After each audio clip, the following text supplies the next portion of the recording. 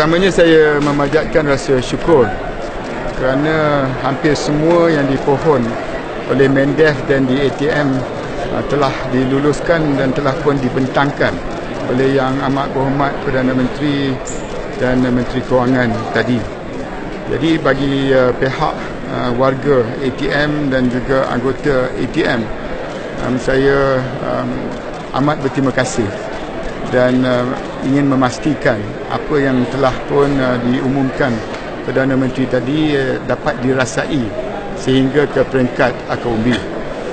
Untuk kesiapsiagaan aset, saya akan serahkan kepada panglima-panglima ketiga-tiga cabang dan juga PAT untuk menerangkan semua aspek yang mungkin tak dapat disentuh secara terperinci dalam ucapan bajet tadi, tetapi terkandung di dalam bajet 2018. Contohnya transformasi tentera laut kita daripada 15 kepada 5, usaha kita mendapat MPA, Military Patrol Aircraft untuk TUDM kita, dan juga usaha kita untuk memastikan peralatan untuk gerak khas kita yang telah pun diumumkan untuk tentera darat. Ini akan dikupas dan akan diperincikan oleh panglima-panglima perkhidmatan. Tetapi bagi saya sebagai Menteri Pertahanan, apa yang membanggakan saya dan yang dekat dengan jiwa sanubari saya ialah banyak penekanan kepada agenda kebajikan anggota dan veterans kita. Bermakna bahawa agenda perumahan yang telah disentuh oleh Yang Amat Berhormat Perdana Menteri sehingga tahun 2030 mungkin akan memenuhi semua keperluan anggota kita untuk rumah keluarga angkatan tentera kita, dan blueprint yang disebut oleh Yang Amat Berhormat akan kita lancarkan dalam masa terdekat. 5 hospital tentera akan dinaik taraf, 5 poliklinik akan dibina di dalam kem-kem kita.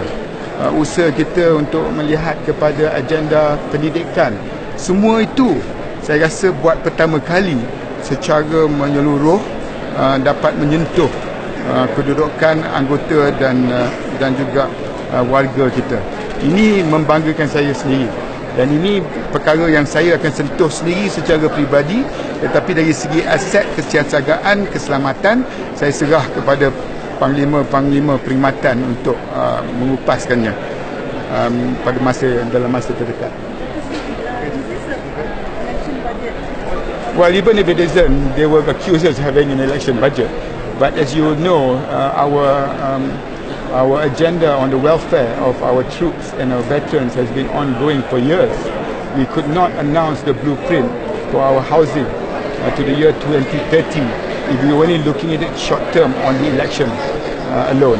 So basically, they will accuse it as an election budget. But for us in Mendef and ATM, and the soldiers and our veterans know that it is something that has taken us 2 to 3 years to be able to reach this far.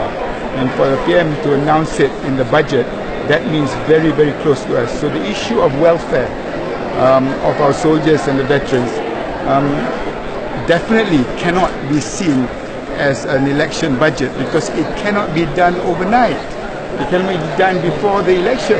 But we have given our people hope yang sekurang-kurangnya menjelang tahun 2030 masalah perumahan untuk anggota kita insya-Allah akan dapat diselesaikan. Thank you.